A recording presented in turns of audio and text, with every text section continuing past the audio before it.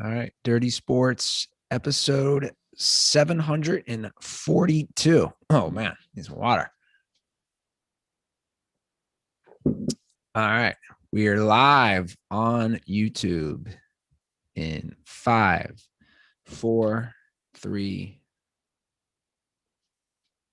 Welcome to the Dirty Sports Podcast. I am your host, Andy Ruther, coming to you live from Cincinnati, Ohio, with my co-host from Los Angeles, California, Joey No Chill Praino. Good morning, Andy. It's a big day for you, man. It's a day you were Mets 2 of 3 from the Yanks. Big day, dog. It's that day you came out of your mother's vagina. Yeah, that's yeah. You know, I used to do a bit, my birthday bit, that I used to do in my stand-up. And for a long time, I tried, not for a long time, I should say for a short time, a couple times I was like trying to work in like, my bit's always about how girls overdo their birthday. And it's like, you didn't even do anything on your birthday. Like, I feel like your birthday should be call your mom day. It should be like, everybody call my mom and tell my mom good job today. Yeah. I mean, I appreciate the Venmos and the Miller Lite shout outs, and I appreciate all that stuff. But it's like, I didn't do anything today. I was just, enjoying the warm darkness, and then, clawed my way to the light. She did all the work. I feel like birthdays should be mom celebration days. And I also feel like the women back then, I can already see women getting mad at me now. Yeah. Had a lot more work to do. Back then, like my mom gave birth in a wagon in the Old West. No, but even in the 70s and 80s, it was different. I feel like women were on maybe less medication. It was more natural. I could be completely wrong. I know nothing about this stuff. I'm just assuming. I can't imagine pumping something out of your body like that. I just assume my mom was smoking a Parliament Light and just, not even blinking. But, my joke was always about like girls go fucking haywire for their birthday. Like, it's my birthday. It's like, what did you you've accomplished nothing. All you did was survive. Well, yeah, I think with men, especially when we hit our 40s, we start getting depressed and we evaluate our lives. I think that's the difference. Women are just like, we're getting drunk, bitches. Well, I must be some sort of old soul, because my birthdays made me depressed and retrospective since I was about 11. Just sitting there at 11. No, no mustache, no hair on my chest. You're gonna squeeze it. Remember Squeeze It's? Yeah, just putting a little bourbon in my Squeeze It and just being like, man, just getting old. Haven't even had my growth spurt yet. Already over this life. That's what we should bring back. Squeeze It. That was the official drink of my packed lunches for grade school. Squeeze Its. We weren't a big Squeeze It family. What were you guys drinking? I don't know. That's a great question. I mean, I remember Squeeze Its. I remember a lot of other kids had Squeeze. Just the packaging on a Squeeze It looks pretty good. I was always like, I want one of them Squeeze Its. Well, think about it. It's shaped like a bottle. Yeah. You twist off the plastic top. They're basically pushing, you could argue they were pushing some sort of soda/alcohol resemblance. Yeah. Capri Sun, what'd you guys do? Yoo-hoo? We had some Capri Suns back in the day for sure. A lot. My mom loved Sunny going Delight. No, never Sunny Delight. My mom used to go all the time. She gets like she would never make us lunch in time, and then she'd have to like go to the deli. So it was a lot of like cartons of Tropicana orange juice. Yeah. Okay. I gotcha. We definitely had Snapples as we got a little bit older. Snapples were huge. I mean, can you remember Snapple like dominated and then just fell off? I think one kid smoked the remnants at the bottom of a Snapple bottle one time and lost his mind, and they were like, all right, no more Snapple. Did that really happen? I don't know. But remember, it'd be like made from the best stuff on earth, and you'd be like, "Is that the best stuff right there at the bottom of the bottle?" Snapple was high end though. Yeah, That was, it's in a glass bottle. That was some high end shit. yeah. I think it started in New York too, so it was so huge back in the day. Raspberry iced tea, peach iced tea. I couldn't sleep when I was in high school, and I realized at some point, like through some reflection, I was like, "Oh, maybe it's the 11 Snapples I drink a day." It's a lot of sugar. Yeah, a lot of caffeine. I gave my little brother's kids juice boxes. I don't know, sometime in the last few months. They'd never had a juice box. And I also gave them like the organic, legit, healthy kind. And they're like, what is this? What do they drink? Just water? Water. My brother's, I think he's pretty strict about that stuff. A little different. And being a dentist, I know he watches the sugar intake and a little different. But I was like, you've never had a juice box? One of them's 9. It reminded me of the time my family was really good friends with another family, and the wife was a dietitian, and we were on vacation with their family in South Carolina. And my older brother said, "You want a Twinkie?" And the kid is like, I don't know, 6 or 7. And he goes, "What's a Twinkie?" And our whole family was like, like, "You don't know what a Twinkie is?" Because of his mom. They ate so healthy. Yeah. I actually felt sorry for him. It's always those. I was just talking about this yesterday. It's always the people who don't let you do, like, those people end up being crazy because then they like go seeking it out. It's like I was saying yesterday, it's like the Catholic schoolgirl theory. Like, the kids who are not allowed to eat this or anything. Like I've told the story on the podcast before. We had a neighbor growing up, and we went over there to her house one time, and her parents were so strict. No candy snacks, no juice boxes, no soda. And then she was like, "Hey, let's go hang out up in my room." And we were like, "Yeah." And she's like, "Do you guys want candy?" And we are like, "You have candy?" She literally took out like a faux piece of the floor and had buried like 1,000 Reese's peanut butter cups. I was like, "What is happening?" She's like, "My dad calls me fat, so I'm not allowed to have candy, but I sneak it up here. I hide it during, she's like, I save all my Halloween candy." She's and like, you know "I what go happened? trick or treating without them." I was like, Jesus. You know what happened to that girl? Probably dead of diabetes. She became the girl who blew all the Phoenix Suns, and now they're in the finals. It's crazy. When you are strict. Good segue. I like it. Yeah, you create a girl like that. What about the Reese's? Suns Bucks. What about the cups? We got our final set, and the Suns are the favorites. Yep. Suns. I like it. I think the Suns are the favorites. I mean, obviously Giannis being hurt and his status questionable, even if he returns, what's his level of play? I think that's a huge factor. I know they played great without him.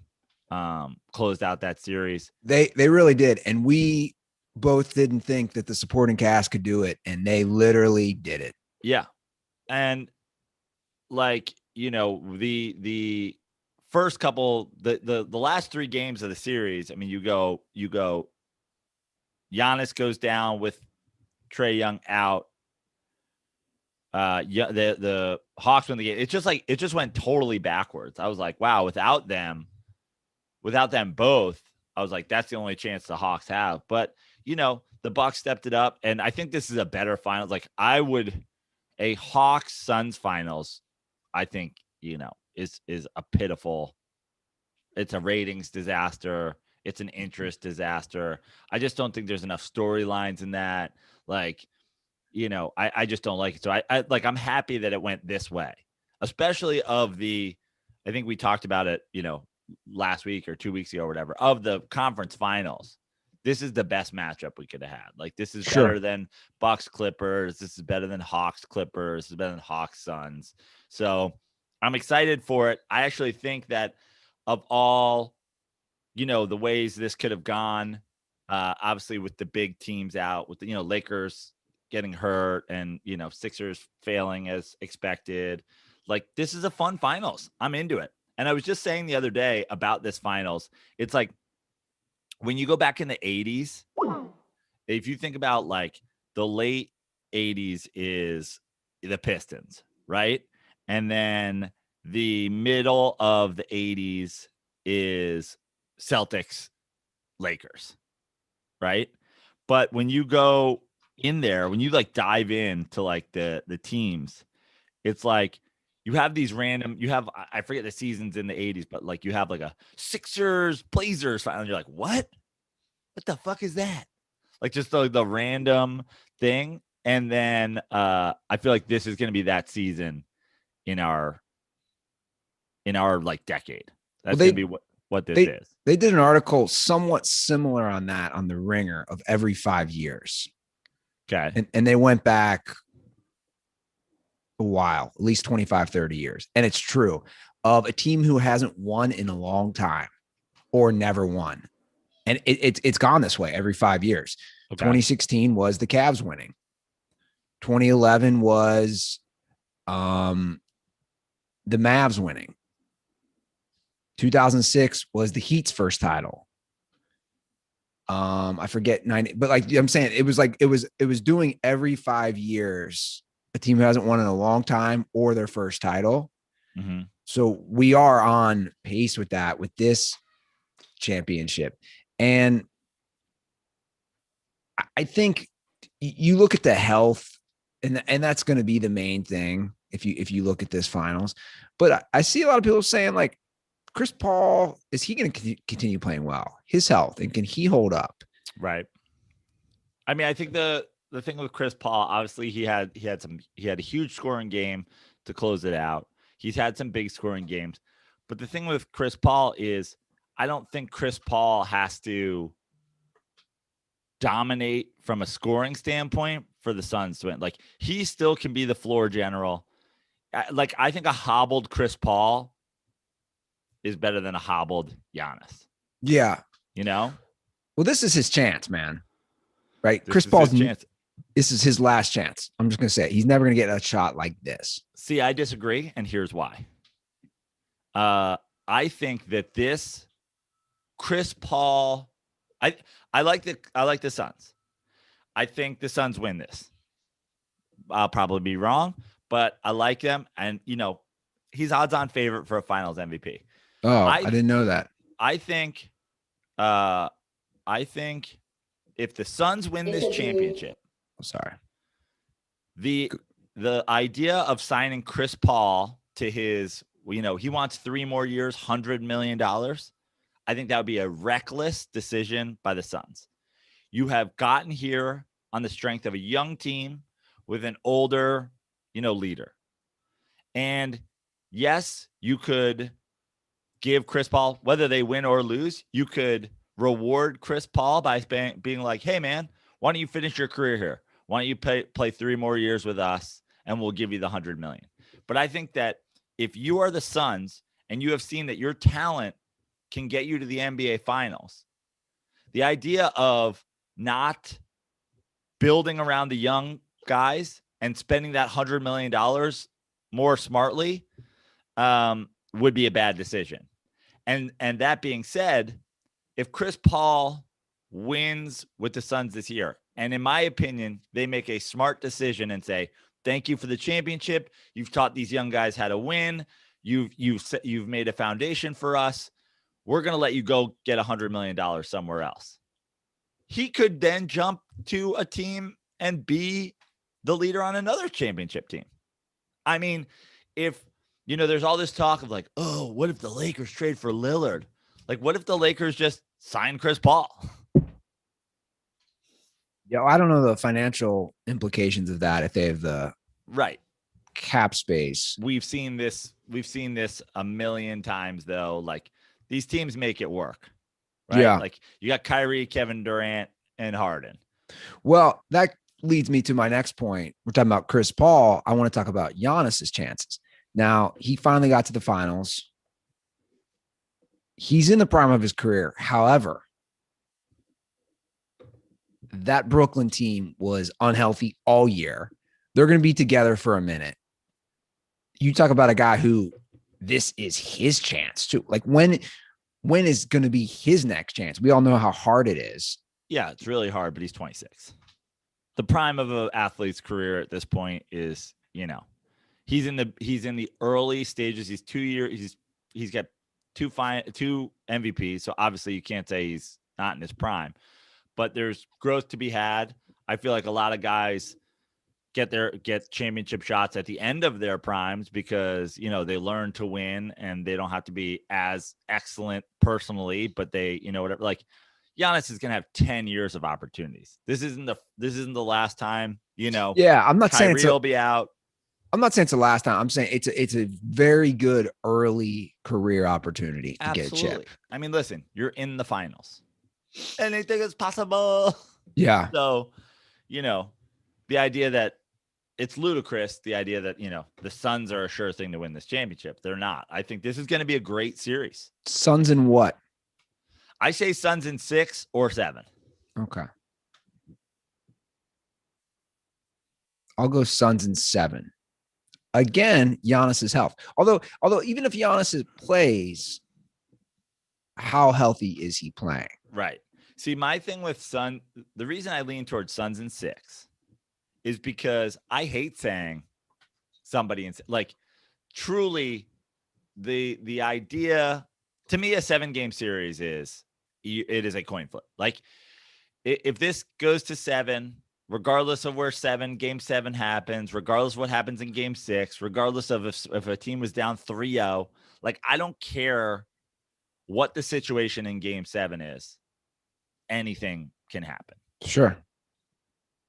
Like if these two teams play, a 3-3 series, and then then randomly, the entire Bucks team comes down with COVID and they replace them with the Charlotte Hornets, I would say it's still a coin flip. Like my point game 7, it's just one game. Yeah. So I hate saying like, oh, Suns in 7. It's like, well, Suns in Sure. 7 may as well be Bucks in 7. So I'm going Suns in 6. It'd also be a home game. Yeah. Not the teams haven't lost the 7th home game. Right. Game 7 home game. I'm going to play a conspiracy real quick. It has nothing to do with either team, but it's I love entertaining conspiracies. This one probably definitely is not true, but I'll play it. It is a LeBron conspiracy with the playoffs. What's up, fellas? This is Jew Boy. Calling with a little conspiracy theory involving two of the most talked about things on this podcast, LeBron James and amusement parks. So this past weekend, LeBron James was at Magic Mountain doing some publicity for his new movie. Only thing that made me think of is if he was still in the playoffs, he wouldn't be able to do any of this stuff. And his movie comes out next week, which if he had been in the finals, they'd still be playing during that time period. He wouldn't be able to do any publicity. So a little conspiracy that maybe, his ankle really wasn't hurt and, needs to go and get this movie out there to the masses. And one other thing is I'm actually taking a shit right now inside of a Bed Bath & Beyond. Wow. Day out with the family, buying some new bedding. In the Beyond section. What's the worst place you've ever taken a shit? Later. By the way, I love you. How many times have we discussed the worst place we've taken a shit? I feel like that's been a top 5. One. Yeah. That's a top 5 call. Worst place we've taken a shit. I don't really want to address that because we've addressed it. Sorry. Yeah. I'm going to debunk your theory right away. If LeBron was in the finals, that would be even better for Space Jam 2. 100%. 100%. They'd be running Space Jam. Now, I watch everything streaming. I know you watch everything on cable. No, but it's YouTube TV. It's still streaming. Okay. So I feel like we get different commercials than you do if you watch, if you're direct watching cable. On Spectrum. I agree. I haven't seen a lot of Space Jam 2 commercials. I've seen a fair amount, not a ton. I've seen a few, but I feel like if LeBron was in, it would be a whole different thing. But also, I don't know. Maybe people are out there and they're like, bro, what are you talking about? I see a Space Jam 2 commercial every commercial break. Sure. And also, they could do a cross promotion and they'd say, LeBron, trying to get his 5th title. Also see him starring in Space Jam 2. The cross promotion that they could do, 100%. I mean, Lola Bunny would be starting for the Lakers in Game 6 if they were in the NBA Finals. She might shoot better. Guard. She might shoot better than Kyle Kuzma. She can't shoot worse. Yeah, so I think we can debunk that theory. By the way, I'm convinced Bronny James is he's not like. Oh boy, here we go. Are you calling? Are you going to say Bronny James not going to be good? Did you watch his one missed jump shot on Instagram this weekend? And no. I watched him the Trae Young. No. I'm not going to put the Ruth or curse on him. I just think he's got so much to live up to, and I think I'm going to call him. I think LeBron's a helicopter dad from what I was watching. It's like, dude, like. It's funny. He's saying, don't make this about me, but you are making like, I don't know. You should like hide in the corner when your kid's playing. I was thinking of the Mannings when I was watching that. Famously helicopter dad family that has ruined their children's success. No, I'm saying, I think Archie handled it well. Yeah. Look how but again, we, think about the age. Different. Yeah. Do we know that Archie Manning wasn't the fucking on the sidelines at the school they all went to in New Orleans, hollering shit? I mean, he probably wasn't. I don't think Archie was. Yeah. I don't know. I feel like this poor kid. And if there's one thing that we can say about the James pressure family, it's like the pressure. They probably won't be able to handle the pressure starting at 16. Well, that's his dad. I just think the pressure this kid has.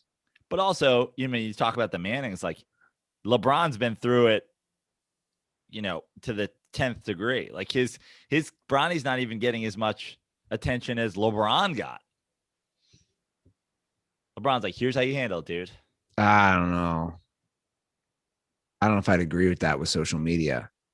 But again, LeBron is rare in that he handled the pressure unlike anyone that has ever had to deal with. That's a fact for sure. But I just think are two of them going to be able to handle that in the same family? Well, I mean, the idea of, I feel bad for the kid. He's got a lot of pressure, man. Right. I mean, the thing is he'll never be his dad. I mean, like, think about it this way. Imagine if Archie Manning had Peyton Manning's career and Peyton Manning had Archie Manning's career. That's I think more reason. Like, Archie wasn't the greatest of all time. He was certainly a great college player. He's one of the greatest college players of all time. And he's one of the greatest escape artists / survive the NFL on a dog shit team players of all time. And he was certainly a great NFL quarterback. Yeah. But he wasn't Dan Marino, Sure. He wasn't, like Peyton Manning, is the LeBron James of quarterbacks, essentially. He had all the pressure and all the thing, and he came out and he delivered. And I just think there's, Bronny James isn't, I can say this, and this isn't me Ruth or cursing him. Bronny James will never be considered the single greatest basketball player in the history of the sport. You're probably right. I'm like, I mean, that's like the chances of me being wrong are so much more minuscule than anything. Sure. I agree. I mean, so living up to his dad's going to be impossible, but being, if he makes it to the NBA and he scores 12 points a game for, 6 seasons, dude, you fucking delivered. Sure. Well, in other NBA news, my dear friend, Rachel Nichols finds herself in a little hot water over the weekend. I heard, or I didn't even hear, I saw the one quote. I'm going to play the audio. Okay. By the way, I'm going to defend her for a second. The audio isn't that bad, in my opinion. The only quote I saw, it just seemed like she opens it up with, she's great. You're trying to fucking correct things. Just don't do it at my expense. And I think that's totally reasonable. I agree. So I'm going to play the audio. This is the only audio that I've heard. Again, it's a little, it's a little grainy. It's not the best, but this is the audio. It's only 58 seconds. Hold on. Let me get it queued up. All right. They said to me, hey, instead of hosting the NBA Finals, why don't you do Doris' silent reporter job for the NBA Finals? Because guess what that would clear the way for? This is bad. I shouldn't play this because you guys can't understand. I can't understand. Sorry. I can tell your face. That was stupid by me. Okay. She said, if you need to give, this is referring to Maria Taylor. If you need to give her more things to do because you are feeling pressure about your crappy long-time record on diversity, which she's referring to ESPN and the execs, which, by the way, I know personally from the female side of it, like, go for it. Just find it somewhere elsewhere, as in don't replace me. First of all, I've never been a Rachel Nichols fan, ever. But I think she's 100% right. It's like, think about all the ESPN personalities over the years that you're like, bro, how much of this guy do I need to fucking see? And then, you're cutting her time, and and also the diversity thing when it comes to, two women, it's like, still to this day, like, you only ever had a female co-anchor of SportsCenter. You know what I mean? Scott Van Pelt does that shit alone every day. Like, you're never, like, women are still at ESPN, like the sideline reporters, the beat reporters, the whatever. They're sitting between two guys moderating a talking head show. They're like, what, Rachel Nichols has certainly elevated herself, and I never understood it. I'm not a Rachel Nichols fan. Oh, I'm not either. But like, at the same time, the idea is like, hey, we need to make more room for other people. Let's cut Rachel Nichols. Again, from my perspective, I'm not a fan. So it's like, I would cut her out of talent.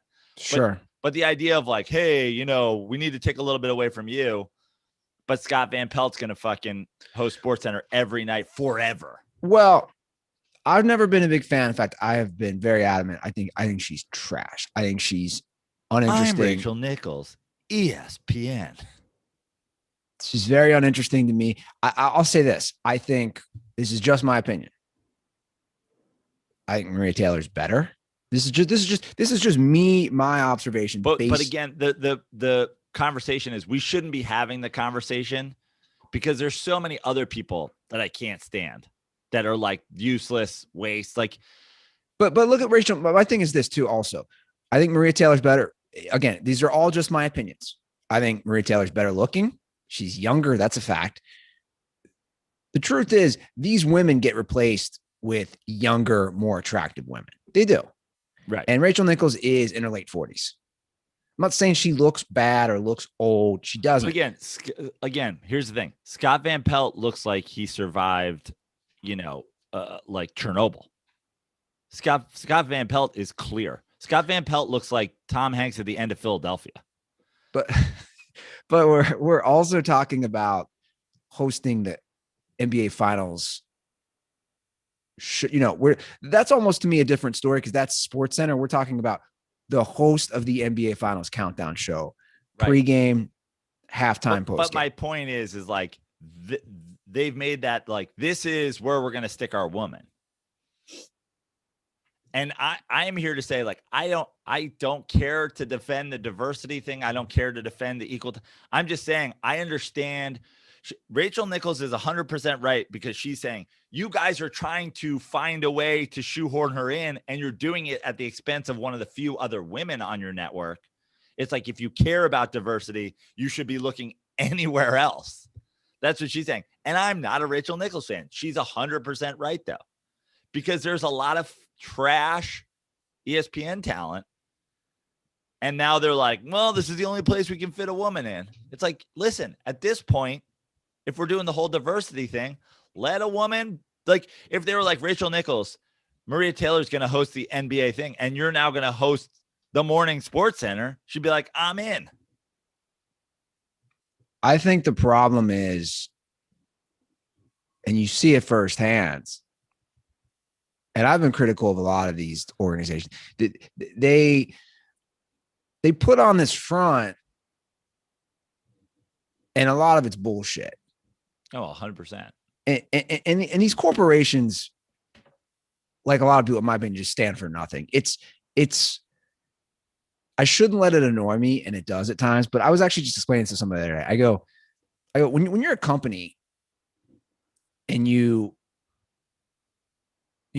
for pride, you have the rainbow flag, then you have the pink ribbon for cancer, then you have the yellow ribbon for support the troops, then you have BLM. I'm like, dude, you guys don't stand for shit. Like, you're just trying to capitalize on everyone, which I get, you're a business, but it's all for show. And I think that's a problem with what ESPN has been doing, right? They're pushing this agenda, and then behind the scenes, things are leaking where they're saying things that are contrary to what they're saying. And it's obviously not a good look for them. And I read into this story, you know, a lot of people were heated when this came out, because this came out within the organization and within their talent a long time ago. And this audio is leaked from last finals, right? So 2020. So look, I agree. Like I'm not a Rachel Nichols person, but I understand her viewpoint. Like she's getting thrown under the bus as like a racist, but she didn't say anything. She said everything that she should have said about it. She's like, oh, you guys have a terrible history of diversity, and now you're taking it out. You're trying to make up for it, and you're doing it at the expense of like maybe a slightly less, like mistreated group, but still like certainly a mistreated group at ESPN. She's like, hey, maybe just let me and her both do things and stop, letting Tarico finger people through the window of cars. Like, you know what I mean? Like, it's like, you guys have so many other issues. Like you're fixing it in the worst way you possibly can. Yeah. And also like, look at the flip side of the coin, dude. The TNT crew, the inside the NBA crew, on the regular, on the majority of it, there's not a woman in sight, and it's just like no one says shit, and it's the best group ever.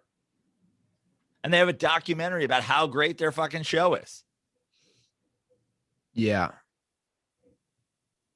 Well, I think, in the bigger picture, this is where things get complicated on so many of these issues we're discussing just today as a country, on hirings and on merits and all these different issues, to me are like, this is a microcosm of the discussion that's being handled today. And I'll tell you what, man, I think ESPN at this point, and we've talked about this, they are the old antiquated model.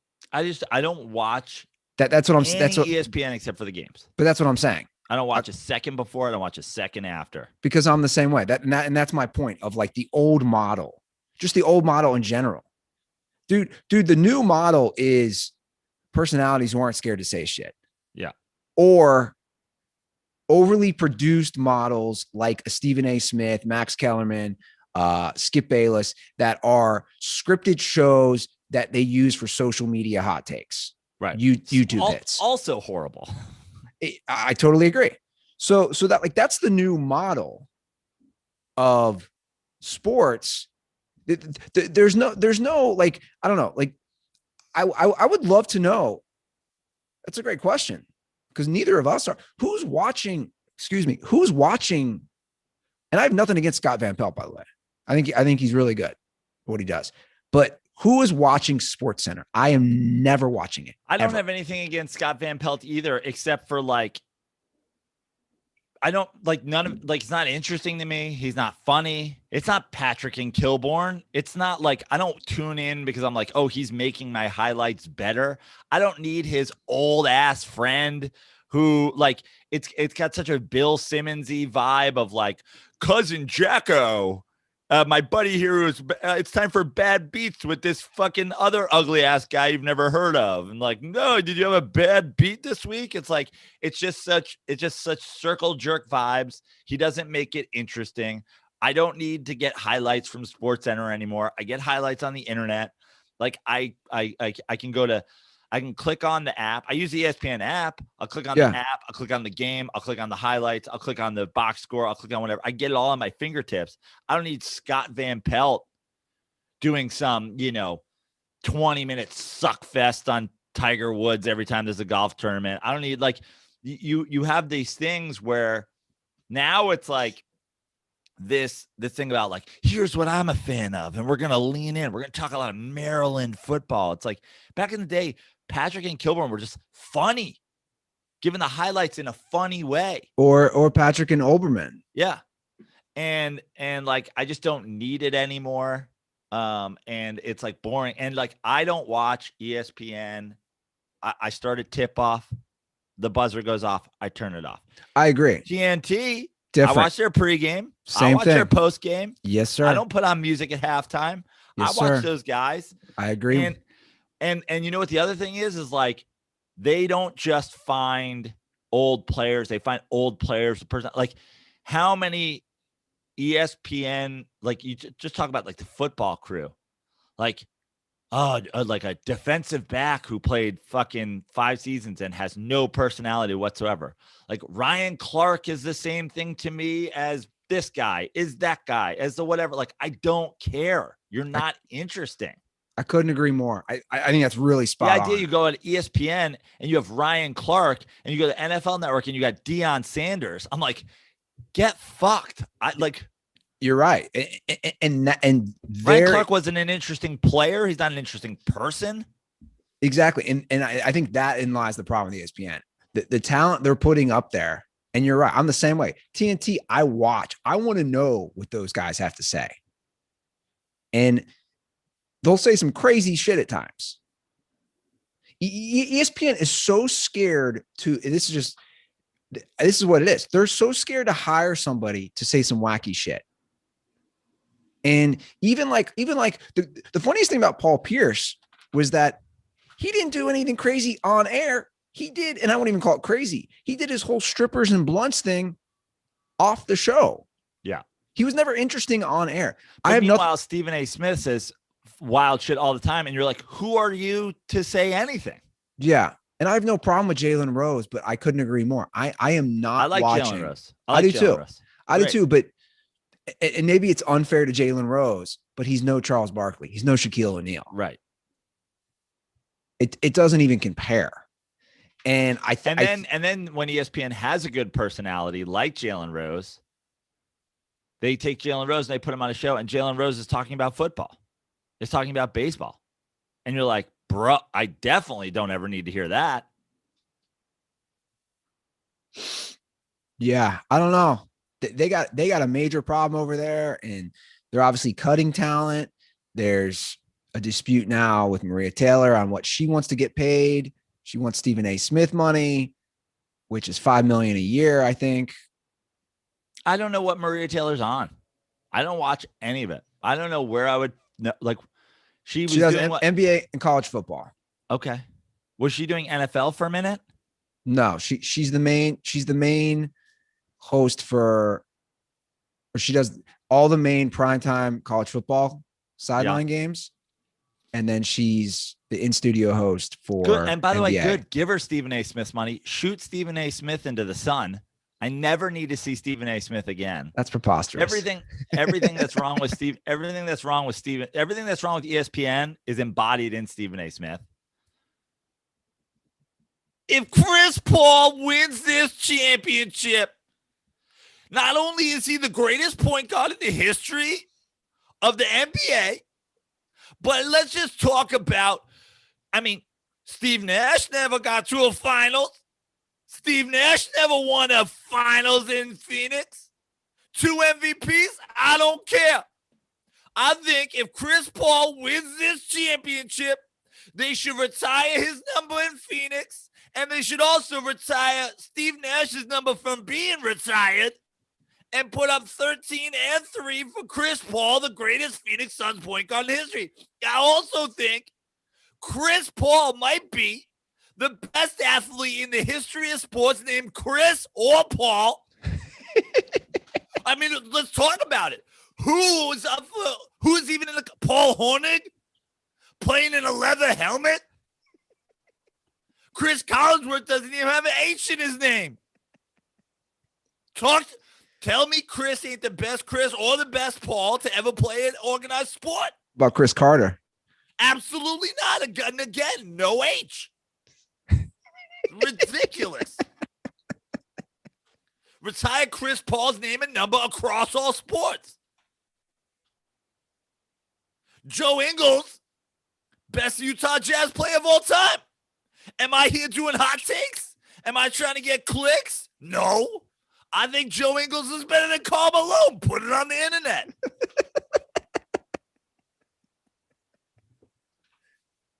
Giannis Antetokounmpo, Easily the best Giannis of all time. Maybe the best Buck of all time. Who else are we talking about? Buck Williams? Did he even play for the Bucks? Joe Buck? Racist old white man? I actually think I heard that rant before. I think that's a repeat. What Stephen A. Smith does at this point. He just says the most wild shit you could possibly imagine. People click on it and go, this is ludicrous. And somehow ESPN makes money off of it. Well, again, it is. It's not the actual TV views. It's the YouTube channel, and the traffic they get on their social media is through the roof. And like you said, I'm just like you, man. I can't even watch Reds games this year because of that contract dispute. I'm always in the ESPN app, updating the score, the pitch count, whatever it is. And obviously we see, I don't know if you've noticed, I have noticed a huge ad increase on the app, or if I'm going to the box score or a recap of a game, the video X out of a video that's popping up. You gotta. It used to not, like I'm saying every year, and I get it. It's money. Like they got to do what they got to do. But I think that's what's happening is they're pivoting more into that stuff because who's watching this shit? Like it's just you guys. I don't know. It's interesting. You know, they're owned by Disney. So I don't know if that means they want to keep it a little cookie cutter with their personalities, and TNT can go a little rogue, but yeah, it sucks too, because that's what we're stuck with during the NBA finals. They're not bringing on Sons and Four guy or no, the team harlot. Did I just say harlot? Yeah, I did. It's a good Bible term, isn't it? Isn't that what they called prostitutes back then? Harlots? I don't know. I haven't read the Bible in a long time. Yeah, I think it was harlot. It's an old school. I mean, I know what the term harlot means. I just don't know if it appeared in the Bible. Is prostitution really the oldest profession? That's what they say. Yeah, that's what they call it. Like, does that mean a woman or man, don't want to discriminate, was prostituting themselves in caves? Probably. I mean, think about the barter situation. Like, I went out and got some meat. I'll give you some meat if you give me some meat, you know? Yeah, it's fascinating. Okay, moving right along from Rachel Nichols to Trevor Bauer updates. Ooh, Trevor Bauer. He has been placed on a. By the way, it's a lot. I got a lot more of that story after we did our episode. I was like, damn, okay, it's a little aggressive, more aggressive than I had originally thought. But my thought on the whole thing remains the same. But tell everybody this situation right now. So he's been placed on an administrative leave, which I love. It sounds like something you would give to a professor at a university. Yeah. He's a baseball pitcher where he's paid for 7 days. And now Major League Baseball is trying to investigate. They want to speak directly with the woman and also with Bauer himself. And obviously they're going to be discussing any of these things with the Pasadena Police Department as well. It was definitely aggressive, but it's still one of those things where I don't know. Right? Like, we don't know what went on. I mean, did you read the texts? I did read the text. Here's where the text, because she said she was turned on when she was passing out, which I was like, what the fuck? That's fine. Here's the stuff I didn't know, which is like, so him making decisions about what she was going to be okay with and what she was not going to be okay with when she was literally unconscious. That is taking shit to a next level. Did he do that for sure?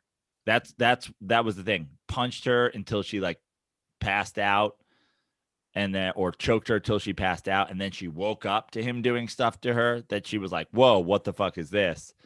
And also, listen, I said it before, I'll say it again. Like, I'm not kink shaming anybody. And I'm also not like, cool. You know, if this is what you're into, be into it. But like, if this is what you're into and you set it up with all this stuff, like, have a fucking plan going in. You know what I mean? And also, let me say this about the situation. The last people I want investigating is Major League Baseball. Oh, yeah. Why don't you just say what here's what I would do if I were the commissioner. If I were the commissioner, I would say, listen, if Pasadena PD decides to press charges, we're going to do this. If he gets convicted, we're going to do this. If this happens, we're going to do this. Let people whose job it is to investigate do the investigating. You know me, I don't fucking trust cops at all, but I trust them more than I trust Major League Baseball investigators. I think if you said, hey man, to a fucking police detective, here's 2,000 people. Some of them are taking performance enhancing drugs and some of them aren't. They would get to the bottom of it faster than Major League Baseball figured it out in 25 years. Like Major League Baseball, I don't trust them to do anything. Now Major League Baseball is investigating. What does that look like? Angel Hernandez can't even get fucking balls and strikes right. Yeah, this is just a bad situation all around. I mean, is Major League Baseball's investigation of Trevor Bauer like looking at his belt and looking at his hat? That's literally what I like. I just don't, again, do what you want sexually. I don't care. It's none of my business. But be smart. Like, why are you, if you're Trevor Bauer and you're already a very outspoken guy who a lot of people dislike, why are you putting yourself in a situation where you're getting this physical and rough during sex? But everything we know about Trevor Bauer is psychotic egomaniac, right? Yeah. How about this? If you're a Major League Baseball player, why do you have a fucking YouTube channel? Bro, how much attention do you need, dog? You're rich. I can't even post. I can't even fucking be bothered to post on YouTube. And it's like, what would give me a career? Well, Trevor Bauer's posting vlogs. Bro, you're 100 millionaire. I don't care that he has a YouTube channel. I don't care if he. I don't care, but I don't care. But my point is, it's very telling. I think the problem with a lot of these athletes, and I'm not saying I'm not justifying it, but I'm saying I understand it, is the invincibility that a lot of these athletes have and the millions of dollars, and everyone wants to be around them and take pictures with them and throw themselves at their feet if they're attractive women. I get it. And I think that invincibility, you see it time and time again. It's not just athletes, it's anyone in power, right? And you see it, whether it's a politician or a celebrity, and they feel invincible. And it's always sex that brings people down. I mean, it always is. And I know as a man, it's a weakness. It's what brings us down, and we make the stupidest decisions. And these are just reckless decisions. It's always this. It's like, you are Trevor Bauer. You're like, stop meeting people on Instagram. Yeah. It's just, you don't know this person. I'm not blaming her at all, obviously. But like, I'm not either. You have put yourself in this, you both have put yourself in this position of like, now I want to, like, why don't you get on a phone call? Why are you sending him like DM saying like, I love it when you choked me out? It's like a lot of stuff gets lost in translation. It's so hard to talk about this stuff without seeming like you're anti one thing or anti. I am not kink shaming. Guys, do whatever you want. But like, you're $100 million pitcher. Have some paperwork. Yeah. And my advice, as far as meeting online, it's dicey for sure, and Major League Baseball is handling this like so wrong. I know that there's an outcry for this, for that, but like, just be like, yo, this is above our pay grade. Like, people do shit. Sometimes it's like this. Everything that happened in this relationship that they've talked about is borderline illegal, borderline not illegal, depending on like who says they're down for what. If Pasadena PD says that he did something wrong, we will punish him. The idea that they're punishing him because she claimed it and then people have outrage about it. By the way, I'm saying if Pasadena PD says, yeah, he assaulted this person, come over the top, suspend him for next year. Fine. Well, that's but the idea of suspending him for 7 games when you don't know what happened, just based on he's getting paid. I mean, look, we live in a reactionary culture. We live in a culture that, going back to corporations, and they're essentially a corporation, they react to how people are reacting instead of maybe taking their due time and diligence on it. If I'm an athlete, I think, okay, take Trevor Bauer, for example. I get you want to meet girls online and it's easy and it's convenient, but this goes for any of these guys. Dude, you're a $100 million pitcher for the Los Angeles Dodgers. You live in Pasadena. Your safer bet, while not as convenient, is just to go to the local bar. Bro, you know what your safest bet is? You're in Hollywood. Be like, you know who I'm the most attracted to is, pick a celeb. You know who I'm absolutely in love with? Elizabeth Hurley. Call your agent, have her agent call her agent, and fucking have dinner. Like every relationship in the history of Hollywood. True, but I'm saying if he just wants to get his rocks off, you go down to a local bar, first drink in, you go to a bar that has attractive women, and the minute they know I'm a pitcher for the Dodgers, I just signed $100 million contract. You can have sex with anyone you want, dude. But I don't know, man. This is not going to end well from any side, I feel, because Major League Baseball doesn't know what they're doing. And They are the same league that investigated the Astros and gave a team a championship and didn't penalize any player for cheating an entire way to a World Series title. So I don't trust any of them. Right. I don't either. The idea that they suspended him or like put him on leave pending their investigation is so dumb. Yeah. Just be upfront and be like, here's the deal. This is clearly a legal matter. And we cannot. You're also setting a precedent now of an accusation can get you suspended. Am I allowed to just be like, yo, Bryce Harper assaulted me when the Mets Phillies series is coming up? Like, you're now, I am not saying she made it up. Clearly she didn't go to the hospital with cranial injuries. She didn't hit herself with a hammer. He did some fucked up shit. But the accusation that it was like, did he do it and then ghost her and now she's pissed off about it? Like, you can't just do this. And the idea that Major League Baseball is going to investigate is ludicrous. Be like, we are waiting to hear what the Pasadena Police Department says. They are far more qualified than we are, since we are unqualified in the 200-year history of our game to fucking penalize anybody properly.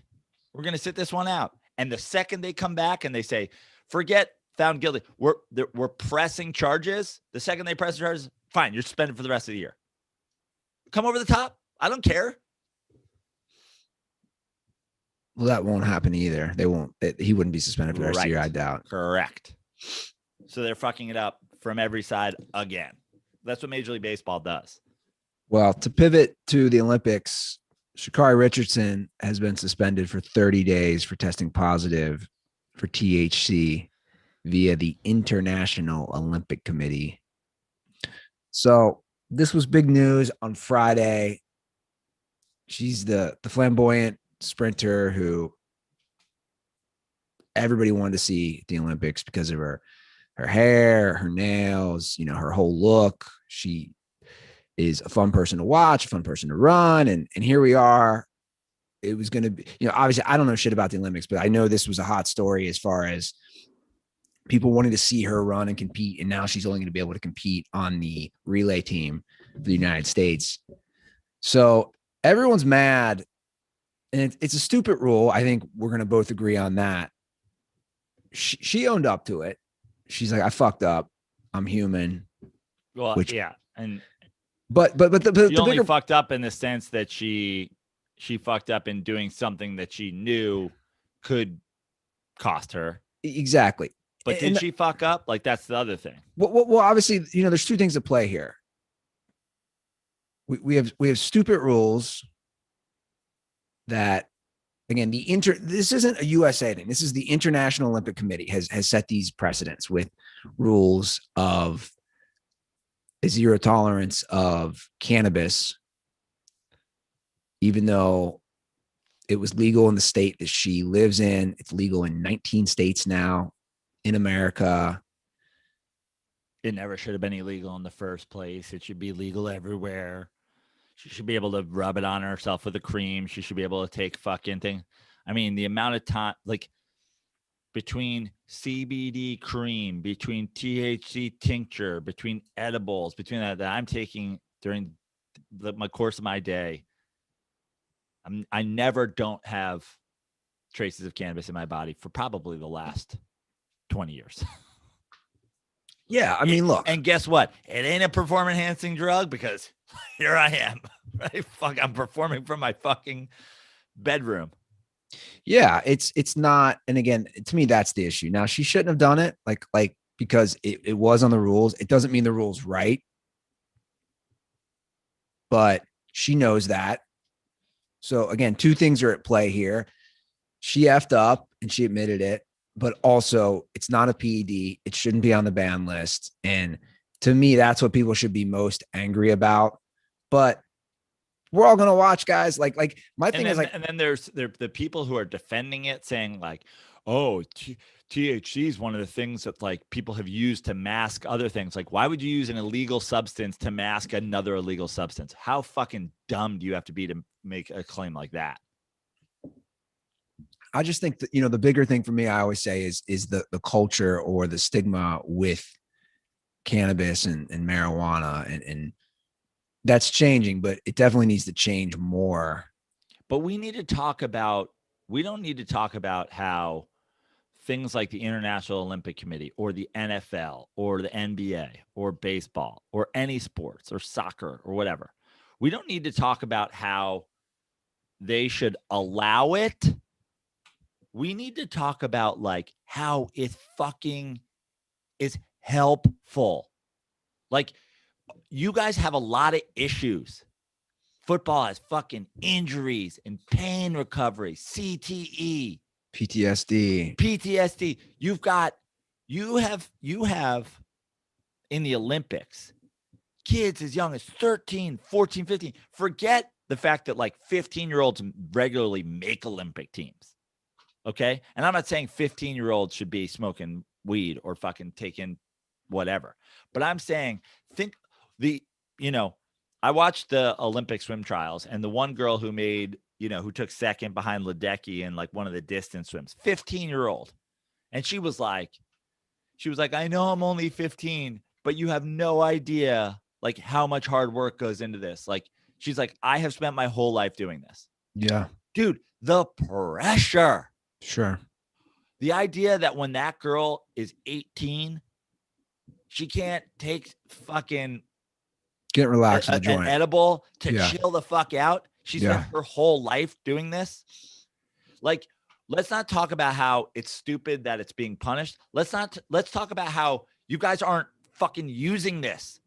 That the NFL is going like, we'd rather people take fucking CBD cream than take opioids. Yeah. It's so stupid. Like, we're having a conversation about how like everybody's doing the same joke. Oh, I never was an Olympian because of weed. It's try running 100-yard dash after you smoke a J. Good luck. It's like all the jokes about how it's not a performance enhancing drug are hack, obviously. But the bigger thing is like, why are you not letting kids who have fucking Michael Phelps had won 8 golds in the Olympics and talked about killing himself. The most decorated athlete in the history of the Olympics almost killed himself after his fucking best Olympic performance. Let them smoke weed for health reasons. Yeah, well. Let football players do it for Monday morning pain. You'd rather be giving him cortisone shots and fucking hydrocodone? Well, now we're just talking now. So now the International Olympic Committee and every professional sports team, like everybody, is just in the pocket of big pharma. They are, sadly. Good. So get fucking the Ookie Kabuki and the Alaskan Thunderfuck. You know, Is that real? what those are strain names, you know? Are those real strain names? Well, Alaskan Thunderfuck is. Ookie Kabuki is that's a sort of fictional name. What is the Alaskan one called? Alaskan Thunderfuck. What is that? That's fascinating. Yeah. There was an Alaskan strain. What's that thing do to you? You grow outdoors. I don't know. I mean, it gets you high, you know, fucks you like thunder, I guess. That sounds amazing. Yeah. But let it all, the fucking OG Skywalker, get it all, you know, approved by whatever the fucking thing is so that we can. Well, yeah, the truth is they can just replace any of these companies, so to speak, leagues, committees. They can replace big pharma with what is now turning into big cannabis industry. Right. But we're talking about a girl, she admits to smoking it after finding out about her mom dying. Yeah. All while training and qualifying for the Olympics. Let's talk about the pressure that goes with both of those things separately, put them together and be like, nah, you shouldn't be able to do that. What should she have done instead? Well, what they're saying is it'd be better if you drank a bottle of Jack Daniels. Is what exactly. They're saying, which is a problem. Exactly. It's a problem. I would personally argue with anyone. Wade Boggs, eat a fucking edible. Don't drink 75 beers on a cross-country flight. That's what I'm saying. I would argue with anyone. Papazani. If I had to debate somebody, alcohol versus cannabis, I would do it because I would say the overall effects health-wise are better using cannabis. But let's even look at it from the Olympic standpoint. You know, if she did do that, if she went out and drank a bottle of Jack to handle her mom's thing, the next morning she can't fucking train. The next morning she doesn't feel good. That's what I'm saying. Yeah. The overall health effects. So Saturday I did the most random stuff. I went to dinner with my oldest brother and his wife and her friend in downtown Cincinnati. And afterwards we went to, I can't believe we did this. It was so funny. We went to a charity rave. So I did a couple edibles. I'm talking, it was a rave, the glow sticks. There was a lit hula hooper, like a neon lit hula hooper. It was the whole 9 yards. It was wild. It was in the back of this business in the parking lot. Good event to be on edibles, right? It was a 4 DJ set. It was great. The eclectic group of people was wild. I got pretty baked, like really baked. Whatever. I Ubered down there. I Ubered back. Got great sleep. Goes back to your point if she drank a bottle of Jack Daniels. Yesterday, I felt fine. I did my 5 miles. I did my push-ups. There's no way. I'm telling you, there is no way if old Andy gets lit drinking. There's no way I'm doing my exercise yesterday. There's no way. There's just no way. Or I hate myself. That's the point of the different side effects of what they want, or I'm sorry, not they, whoever it is, the big corporations of alcohol versus weed, whatever it is. Luckily, I have faith because it is changing and more states are legalizing it. And I think more and more people are seeing that. Cool story for fucking Sha Carri Williamson or whatever the fuck her name is, Sha Carri Richardson, who's never going to fucking be able to run this year. Like, cool, I know, like, it sucks. Great. Yeah, fucking. But again, she look, I'm not justifying. She did know the rules and she admitted. The rules are fucking stupid. Then my question is, how do we change the rules? Because therein lies the problem. This will probably fucking help. But then there's also, how do we change the rules? Like, oh God, let's talk about fucking fraudulent systems. Again, the International Olympic Committee. Oh, cool. This committee that's just a cesspool of bribery and fucking underground and like mob related, like like everything about it is fraudulent.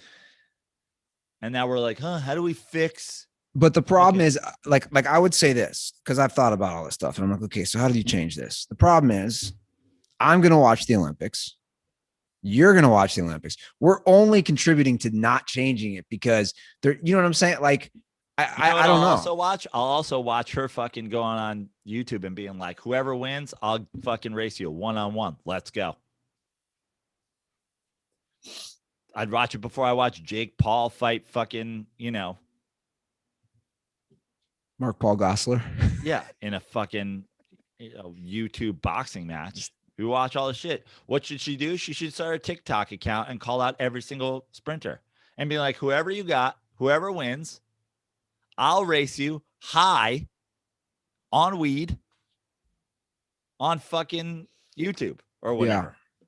I'll watch that too. But you see my point, right? Like, people are going to continue to watch, which means I don't think people change until there's a huge backlash or outcry, or it affects their bottom line. I don't know what would affect the Olympics bottom line. If sponsors pulled out. I think what needs to happen is a couple sprinters who fucking win. Remember the fists? I mean, they just need to get up on the podium and give the fucking smoke reaper sign. That'd be pretty funny while holding a bong. Yeah. Just do this. Just even like the bong, miming on the thing. I stand with Sha Carri. Yeah, it sucks, man. It just sucks that one of the best racers, again, who has a lot of fanfare behind her, can't run. And also, man, it's every 4 years. And it's also the thing is like, oh, well, if you had done it, but you hadn't been doing, like, remember the whole Michael Phelps smoking weed thing? Like, we know it happened, but it just happened between things. It happened in 2009. Right. Happened it was post 2008 Olympics in China. But early enough that it didn't affect 2012 Olympics. Yeah, sucks. Well, we have a lot of calls I'd like to get to today. Let's do it. 310-359-8365 is the hotline. Thank you for your latest podcast reviews. I will reach out to you this week to get those koozies out. Leave your Instagram or Twitter handle in those reviews, and I will send out koozies. Also, real quick, Dirtballs, if the show isn't up, because we had problems with Spotify recently and also last week with Apple. Guys, if the show is not up, we got to think outside the box a little, Dirtballs. If you listen to the show on Apple and it's not up there, go to Spotify, go to YouTube, go to SoundCloud. If it's not up on Spotify, go to Apple, go to YouTube, go to SoundCloud, go to Stitcher. We should be available where all podcasts are basically available. So if it's not on the main app and you want to listen to the show, just check out another format. It's pretty funny. Now I'm sorry these things have happened. I have no control of this. These are multi-billion-dollar corporations that I don't really have contacts with. So when these things happen, and I'm getting DMs like, yo, where's the fucking show? And I love that you want to hear the show, but I'm also like, dude, come on. We do every show on YouTube. Like, just go to YouTube. Anyway, just wanted to put that disclaimer out. Think a little outside the box, just like the International Olympic Committee. Okay, we'll start off with John Smith. I want to say everybody enjoy a wonderful Joe Praino Day, enjoying a fine Pilsner Miller Lite. But I wanted to ask you boys about this name, image, and likeness. There are a few interesting things that could come up with this, one being everything that these student athletes receive, they'll have to pay taxes on. Also, if they wear their university uniforms, they could have to pay the university for those. Also, another big thing is that all of those deals will have to be declared to the universities where I remember Joe had said, other places could pay them to go other places, but all those deals will have to be declared to the university so everyone will know what they are doing. But with this being said, in years past, what would be the biggest athlete to come away with the biggest deals? I would say Jenny Finch, Arizona pitcher, because guess what? Thirsty dudes will pay. Talk to you later. Stay dirty, boys. Okay, so it sounds like he shed some light on things that we both did not know. That there has to be a lot of transparency, which supposedly, I will say, who knows what goes on, just like right now, before any of this happened, under the table. Right. So that's a concern, of course. I agree with the thirst trap. And if you've seen, it's crazy. I don't know how closely you follow it. I was fascinated when all this happened because I'm seeing athletes I've never heard of. Well, I saw the first one of the first ones I saw was this girl I've seen on TikTok who The just LSU, like does she's very attractive.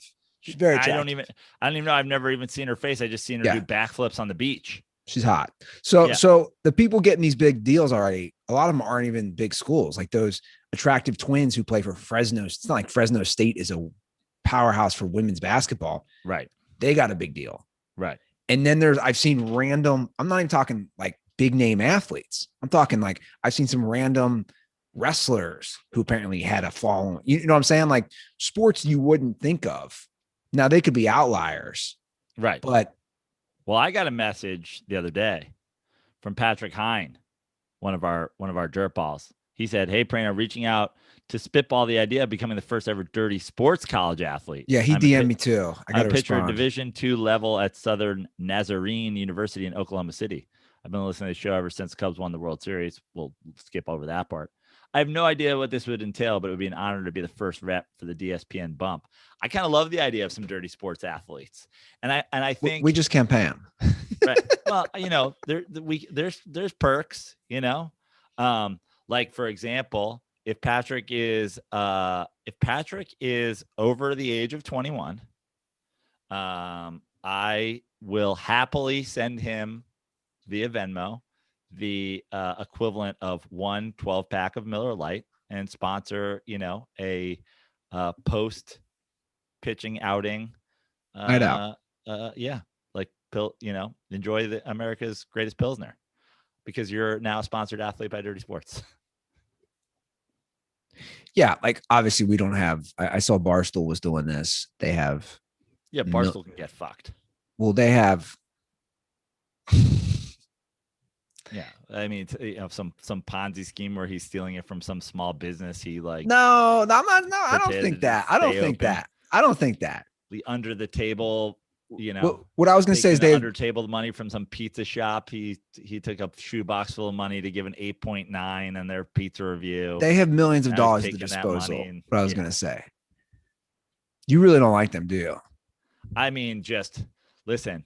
The idea that like fucking what I don't like about Barstool is that our fans, the Dirty Sports podcast fans, we have some crazy, weird. I mean, you think about like with all the jokes we made over the years. I'm just sitting front row at a San Francisco game. The whole crowd sitting down. I turn around. There's one guy staring at me in a Bill Walton shirt, and it turns out to be Fat Jason Kidd. And like we have met some crazy individuals. I mean, I am not defending the lunacy that makes up the Dirtball fam, but every time I go on some tweet about whatever, and some, about whatever, Sha Carri, somebody under it's like, oh, maybe the fucking dumb bitch shouldn't be a fucking cannabis junkie. And then you're like, you click on it and you're like, oh, fucking Barstool Sports in the fucking bio. I actually don't think, I think they would, I would think most of their fans wouldn't agree with that. Well, here's all I know is like the amount of times. And Joe, I assume we have a big crossover, to be honest. That's fine. And listen, my thing is the amount of times that I have, been like, or even sometimes on a crossover where I'll see some idiotic take for some dirtball. I'm like, am I surprised that you have fucking Team Portnoy in your bio? Like, no, I'm not. Like, it's just, I mean, talk about cheddar dickery.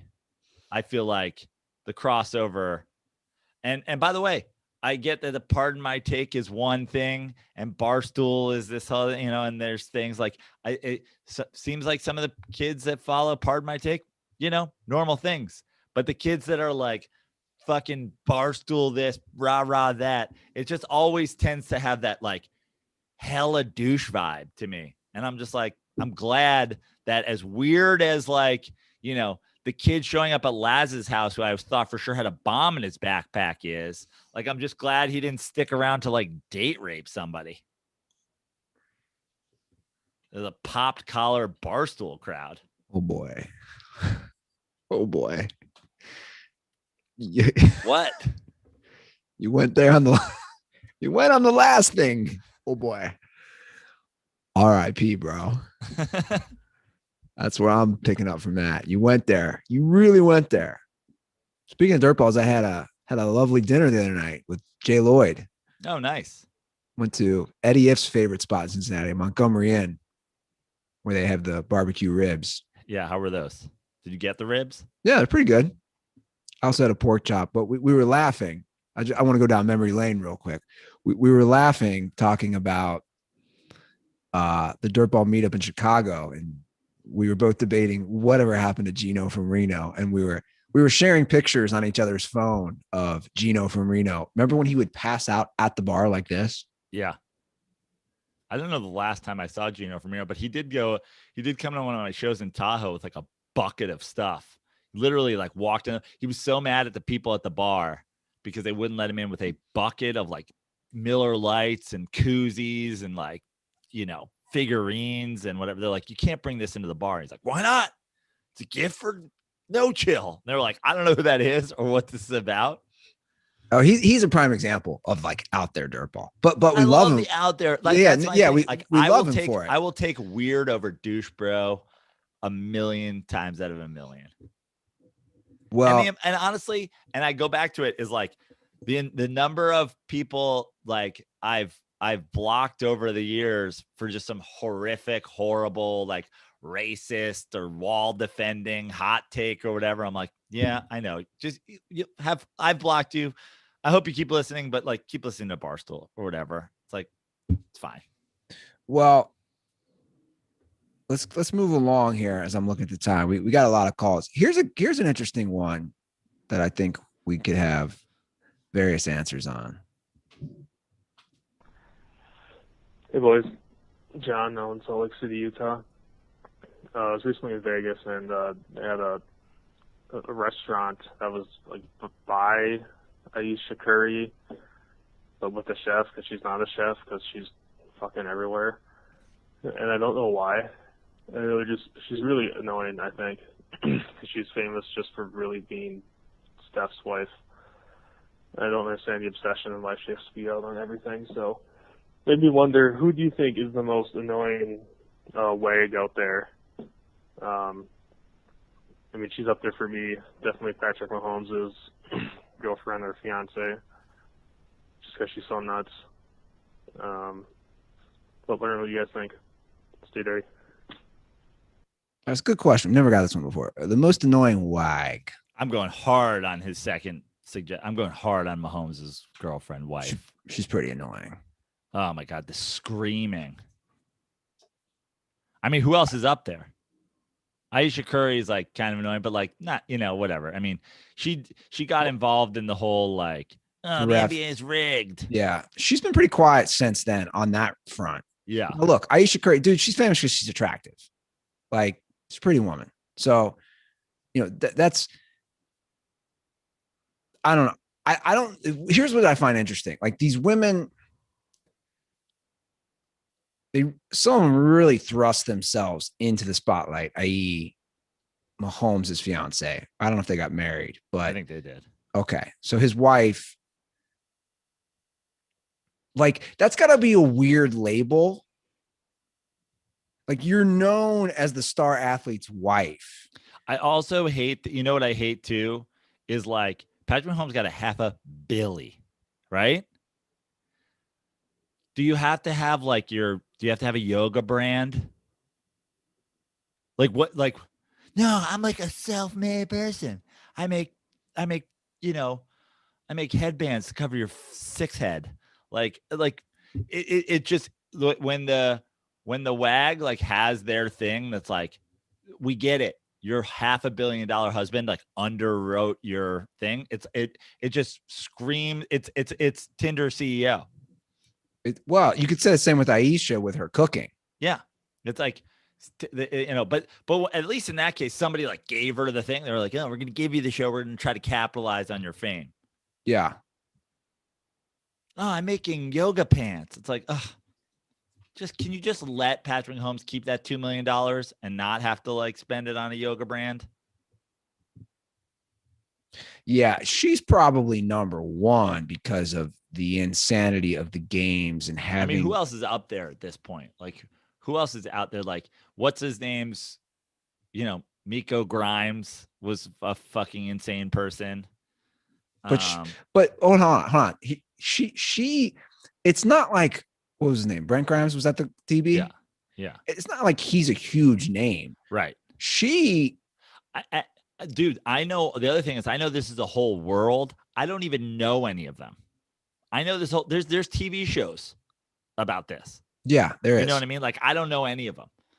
So based on that alone, I'm going for sure with Mahomes because like I can't avoid that one. Yeah. Yeah. It's I don't know who can compete with that. And he's got his brother competing with her for the obnoxious stuff. I think it says a lot about Patrick Mahomes that he's a laid back, chill dude. Like, I almost think it's a compliment to him, his wife, his family. I don't care. That's what I'm saying. Like, he just doesn't care. I think it's a compliment to him. It's like, dude, my wife is so obnoxious. And I'm just like, whatever. I'm just winning MVPs and Super Bowls and throwing. I just think also, like, I think he's up there with the most talented quarterbacks that we've ever seen play this game. He also just seems like kind of a dork. Sure. Yeah, I can see that. Yeah, I honestly don't know who could compete. But don't you see my point? It's kind of got to be a weird thing. Like, your whole identity is known as this dude's wife. Like, that's got to be, it's got to be a weird, like, that's your identity. Like, it's different than Giselle. 100%. Well, she makes more than Brady anyway. Right. Like, she built her own career, her own businesses.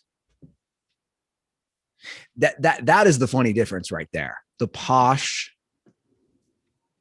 very well-mannered, like that type of style they show her at the Super Bowl. I mean, she still does her thing. You can't throw it and catch it himself. Like, you're like, shut the fuck up. No, she does her thing. But my point is, when they show her and then they show, and they show the Holmes girl, and she's like, just like, dude, you're acting like my aunt at a high school football game. Yeah. Like, rooting on her nephew. What are you doing? All right. I teased this last week. It seems we have found some New Jersey, Toms River connections within the DirtBall family. Right. It's pretty mind-blowing. Toms River connection. Here it is. Is the Toms River the hotbed of dirtballs? I don't know. Is it the epicenter of the dirtball fam? Could be. Let's hear this out. What's going on, boys? Kyle Anofsky calling back once again from beautiful Toms River, New Jersey, home of the 1998 Little League World Series champions. So my call was successful. I've now gotten a follow request from Ray Danisco. I guess they are brothers, him and Nick, on Instagram. And you guys might not believe this. My girlfriend's half-brother, who's older, his cousins are Ray and Nick. Sorry to give you a family tree here, but you guys are literally connecting families together. So when I heard Nick say his last name, I was like, damn, I think that's like my girlfriend's, or at least spelled similarly. There's tons of Guineas in New Jersey, but it's like, that's like my girlfriend's half-brother's last name. I sent him to her. And she's like, oh my God, that's my brother's cousin. Unbelievable. I don't have any questions. I don't have any comments for. But you guys are literally connecting families together. The chances of this happening are absolutely fucking incredible. They're probably worse chances than Doc Rivers winning another championship in the NBA. I love you, boys. Ray, I haven't even talked to you yet. You're the fucking homie, all right? Let's go Devils.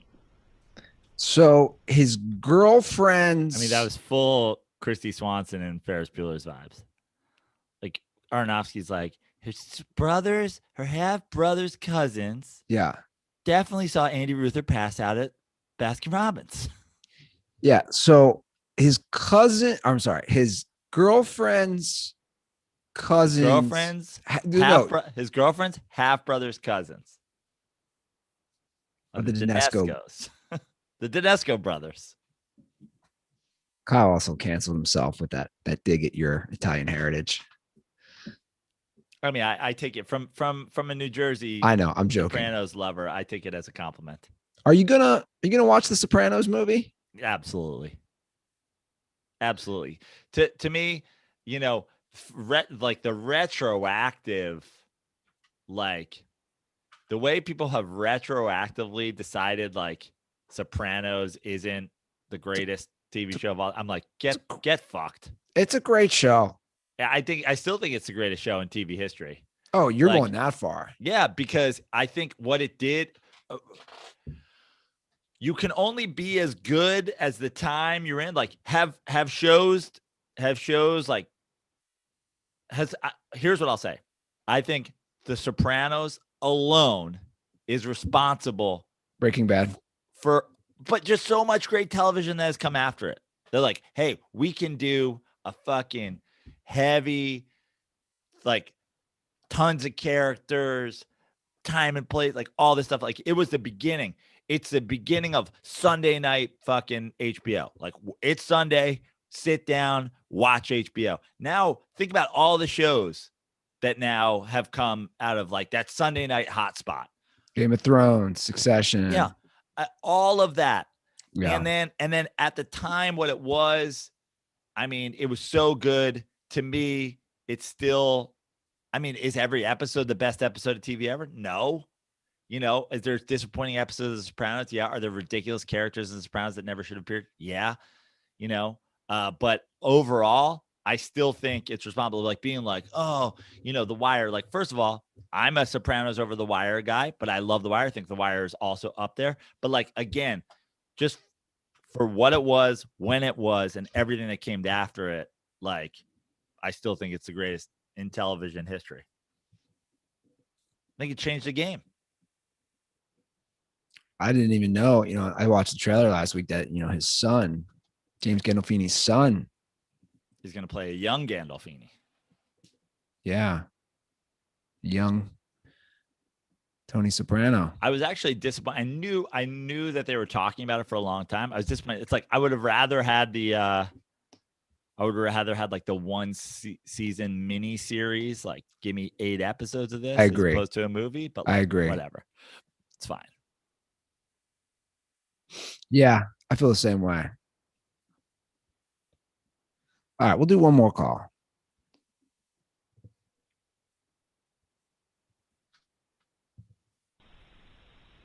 Yo, it's Connor from Philly, and I'm watching the Yankees-Angels game right now, and Ohtani just hit another moonshot.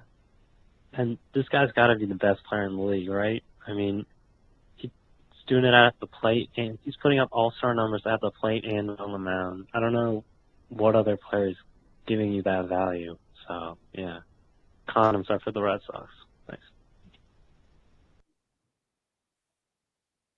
I mean, I'm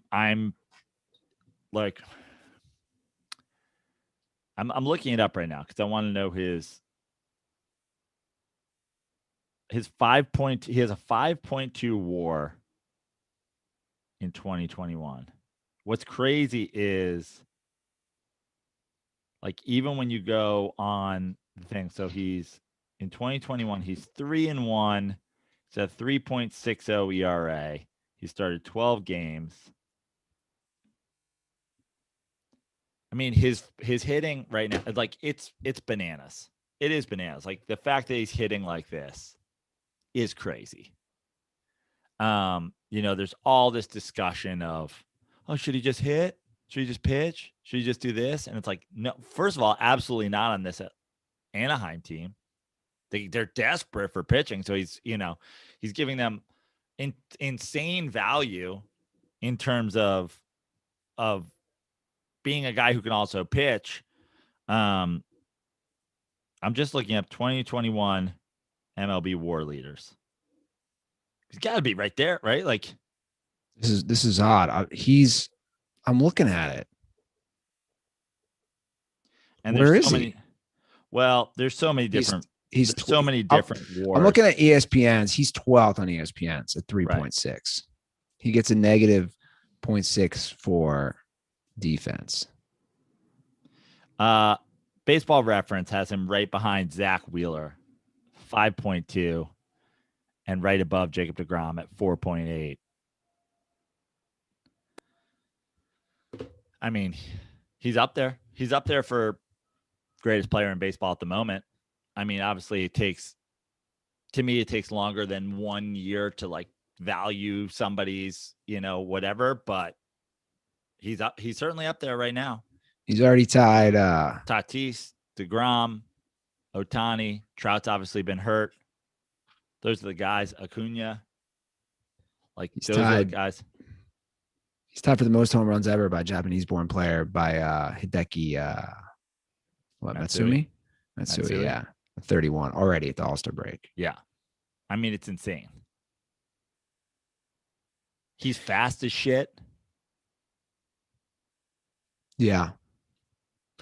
Yeah, he's pretty amazing, unlike anything we've seen. I love it. It's good for baseball. Those are there's gonna be the calls today. Again, 310-359-8365. If you left the call, I still have a lot in the log. We'll get to those.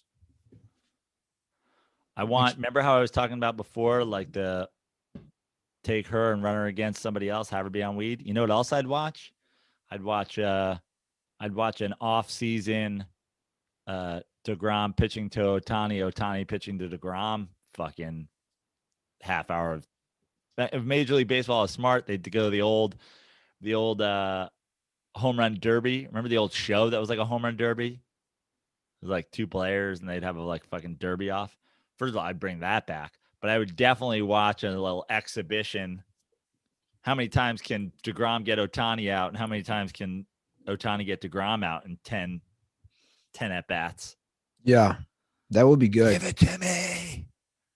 If anybody out there is a sports television producer, wants to connect me with Ohtani and deGrom, we can turn this into a TV special. Do you need that in your veins, as the kids say? Yeah. Sheesh. Or whatever the kids are doing these days. Put that in my veins? Yeah. I need that in my veins. Yeah. All right, guys, that's the show. Follow us on Twitter and IG at The Dirty Sports. Again, rate, review on podcast, Apple. If you drop a Twitter or IG handle, I will send you koozies in the mail. At Joe Praino on all things social media, except for Twitter, at Fix Your Life. Shout out to everybody who's already sent a hashtag Joe Praino Day of you drinking Miller Lite on this lovely holiday Monday. Warms my heart, cools my soul. I just love seeing people spending their holiday weekend drinking some Miller Lights. So appreciate that. And just like, honored by it. Like, what the idea that people drink Miller Lite, think of Joe Praino as they do it makes me happy. And follow all that stuff, and we'll see you soon. Cool, guys. Yeah, that's the show. Looking forward to NBA finals starting, and we got a lot happening this week.